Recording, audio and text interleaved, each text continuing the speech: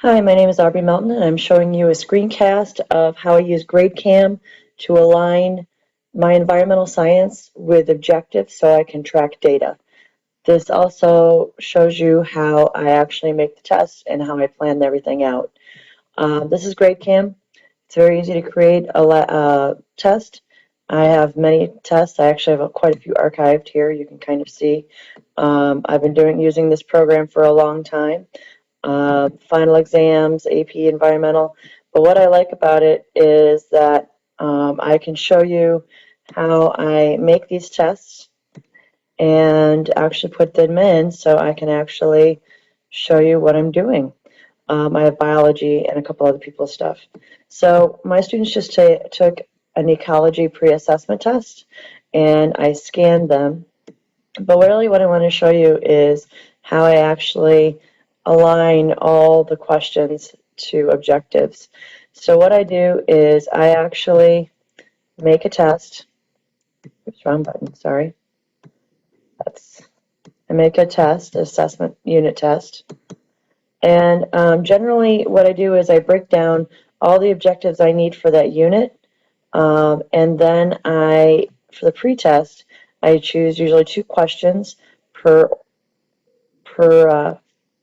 objective, and then I make sure it's set up the same as HSA for biology for the following year because I have 9th graders, so I want to make sure they get used to the types of questions.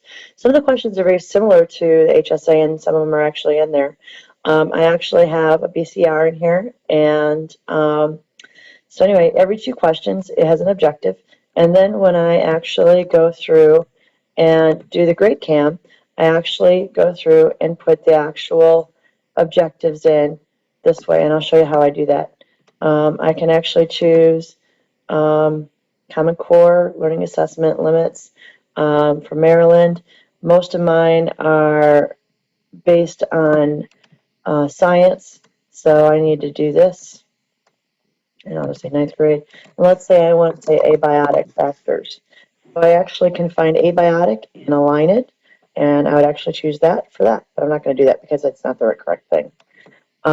Then, when I get all the scans in, and like I said, this is a pre-assessment, so I can see how students are doing.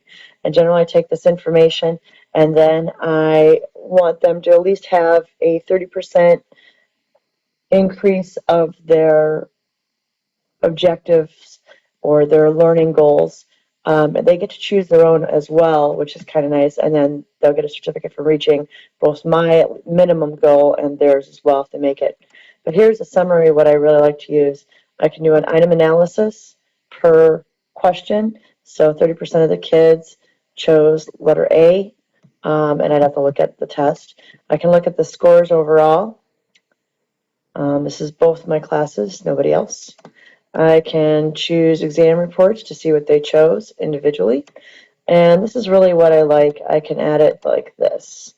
And I can look at which identifier, so it's climate type and distribution, so this would have been climatograms. I don't think there was actually one specifically for climatograms, so I had to do climate type and temperature. And you can see if somebody got 1 question or 2 questions, and this is easy for me to figure out, because it was 2 questions. So if Naeem got a 0%, then on just this 1 question, then she got both questions wrong. Whereas if they got a 50%, then they got 1 question right, and nobody got 100. So that's kind of handy. Like Curtis understands that the relationship between biotic and abiotic factors. And 53 actually should have known. That's actually pretty decent considering we kind of reviewed that before. And then I can see who knows it, and I can move forward from there. I can also do by student. I can do it by classes, which is very helpful. Which class understood which question better.